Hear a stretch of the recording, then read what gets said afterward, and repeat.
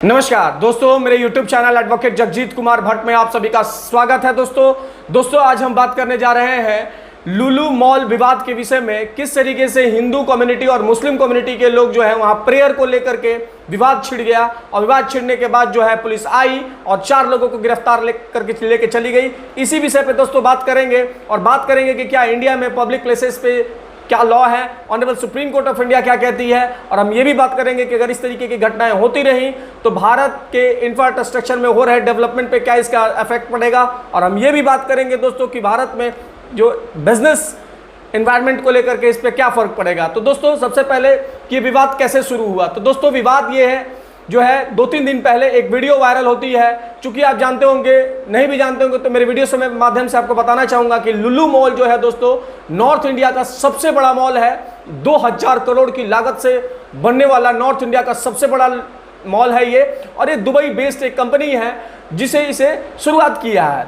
हालांकि Dubai based ये जो कंपनी है इंडिया में, साउथ इंडिया में, नॉर्थ इंडिया में और जम्मू कश्मीर में, उसमें भी बात होगी दोस्तों। हर जगह इसने अपना मॉल जो है क्रिएट किया हुआ है और हर जगह अपने बिजनेस को ये फैला रही है। तो दोस्तों हुआ क्या कि 2-3 दिन पहले एक वीडियो वायरल होती है जिसमें उस मॉल के अंदर में मुस्लिम कम्युनिटी के सदस्य जो हैं नमाज करते हुए, अदा करते हुए नजर आते हैं। उसी बात को लेकर के हिंदू समुदाय के कुछ संगठन के लोग जो हैं वहां पहुंच जाते हैं और वो ये कहते हैं कि अब हम भी जो है यहाँ पे हनुमान चालीसा का पाठ करेंगे, सुंदरकांड का पाठ करेंगे। तो विवाद जब वहां पे ये लोग पहुंच गए तो विवाद बढ़ गया तो पुलिस आई तो वहां पे 4 लोगों को हिरासत में लेकर के जेल भेज दी। और जेल भेजने के बाद जो है दोस्तों ये विवाद जो है लगा कि ठंडा पड़ जाएगा, और ठंडा पड़ भी जाना चाहिए, नहीं तो इंडिया में आने वाले समय में ये खतरनाक साबित हो सकता है। अब हुआ यूं कि मुस्लिम समुदाय के लोगों ने जब नमाज पढ़ी तो मुस्लिम समुदाय के, हिंदू कम्युनिटी के लोग जो है वहां पे चले गए, जैसा कि मैंने आपको बताया। अब यहाँ पे ये इशू हो रहा है दोस्तों कि क्या क्वेश्चन ये आ रहा है कि क्या मॉल में प्रेयर किया जा सकता है, और ये भी इशू आ रहा है क्या अगर इस तरीके की घटनाएं होंगी तो इसमें इंडिया के बिजनेस एनवायरनमेंट में क्या इफेक्ट पड़ेगा। तो दोस्तों अब ये जो लुलु मॉल जो है ये दोस्तों लखनऊ में है, जैसा कि मैंने पूर्व में बताया कि 2000 करोड़ की लागत से बनने वाला उत्तर भारत का सबसे बड़ा मॉल है। और कुछ ही दिन पहले इसका उद्घाटन योगी जी ने किया था। उसी को लेकर के वहां विवाद चल रहा था कि किसी भी वहां यहाँ पे जिस भी एम्प्लॉयर्स का रखा गया है वो मुस्लिम कम्युनिटी के ज़्यादा लोगों का रखा गया है, वहाँ पर ज़्यादा इनको प्रेफर दिया जा रहा है। इन्हीं बातों को लेकर के वहाँ विवाद चल रही थी। तब तक ये विवाद जो है वीडियो वायरल हुई। तो वीडियो वायरल होने से पूर्व दोस्तों ये भी लोगों ने चलाया हैशटैग बॉयकॉट लुलु मॉल, ऐसा करके चलाया। बाद में ये सारी चीज़ें जो हैं दोस्तों हो गई और मुस्लिम और हिंदू कम्युनिटी के लोग जो हैं वहाँ पहुँच करके और इस तरीके का विवाद खड़ा हो गया। बाद में विवाद शांत हो गया, पुलिस हिरासत में ले, मैंने पूर्व में बताया आपको।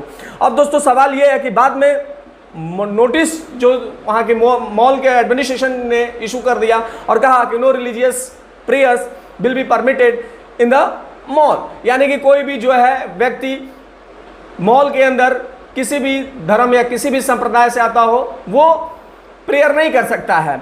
अब ये जो मॉल है, मैंने जैसा कि पूर्व में बताया कि उत्तर भारत का मॉल है, तो ये इतना बड़ा विवाद होने के बाद दोस्तों लुलु ग्रुप जो है, अब ये डर बना हुआ है कि क्या लुलु जो ग्रुप है ये इस तरीके की बहुत सारे इन्वेस्टमेंट जो है उत्तर भारत में, साउथ में, पूर्व में बताया, तो क्या इसका इफेक्ट नहीं पड़ेगा। निश्चित रूप से दोस्तों इसका इफेक्ट पड़ेगा और इससे ये विवाद यहीं तक थम गया तो सही है, वरना आगे जाएगा तो इंडिया के इकोनॉमी के लिए, इंडिया के इंफ्रास्ट्रक्चर डेवलपमेंट के लिए और इंडिया के बिजनेस एनवायरनमेंट के लिए थोड़ा सा भी सही नहीं होगा। बात दोस्तों करते हैं कि लुलु मॉल ने 2500 करोड़ का इन्वेस्टमेंट केवल और केवल उत्तर प्रदेश में किया है, और बाद में जैसा कि मैंने पूर्व में बताया साउथ में भी किया है, नॉर्थ में भी किया है और आगे भी उसका प्लानिंग है। अब बात करते हैं दोस्तों कि इंडिया में वेल सेटल लॉ क्या है इसके रिगार्डिंग, कि क्या इंडिया में इसकी इस बात की क्लैरिटी है कि क्या पब्लिक प्लेसेस पे वर्शिप यानी पूजा किया जा सकता है या नहीं किया जा सकता है।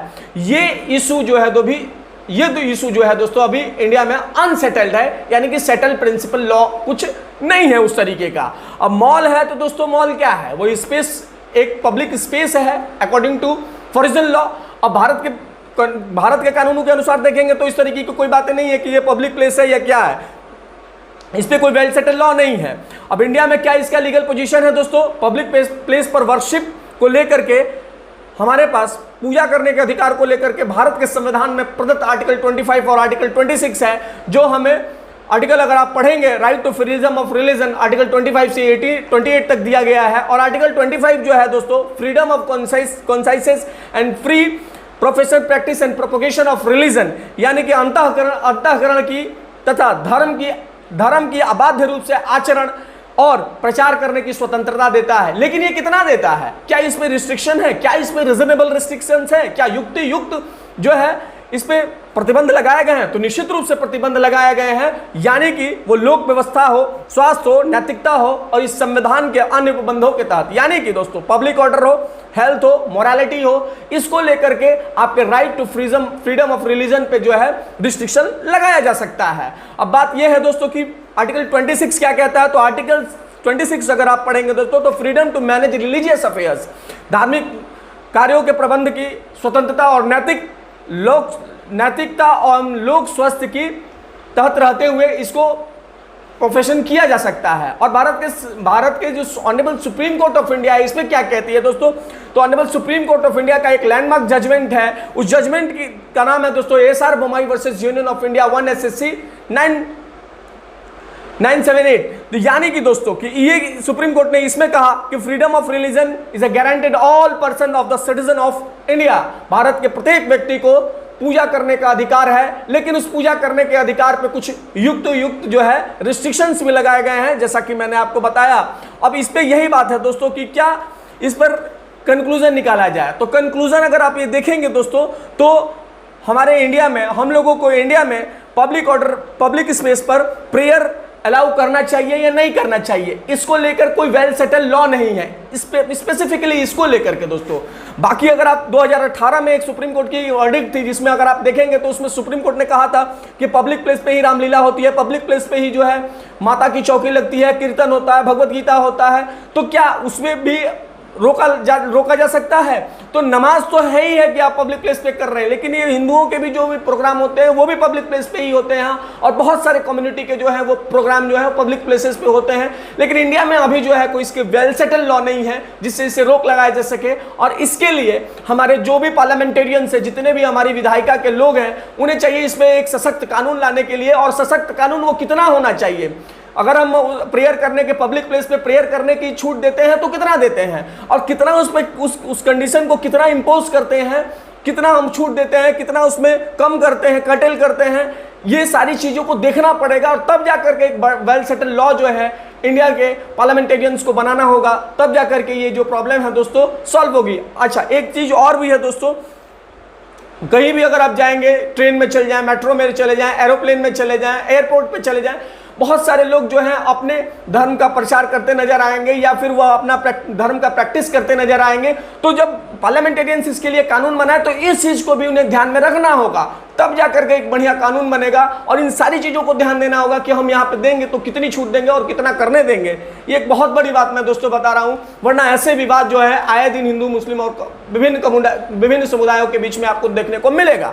अब बात है दोस्तों कि ये इंडिया की कंडीशन नहीं है, ये यूएस की भी कंडीशन है। अभी हाल फिलहाल में यूएस में भी एक ऐसी घटना हुई, फ्लाइट उड़ रही थी और उड़ने में ही वहां पे ईसाई धर्म ने अपना प्रचार करना शुरू कर दिया, जिसे लेकर के लोगों ने वहां विरोध करना शुरू कर दिया।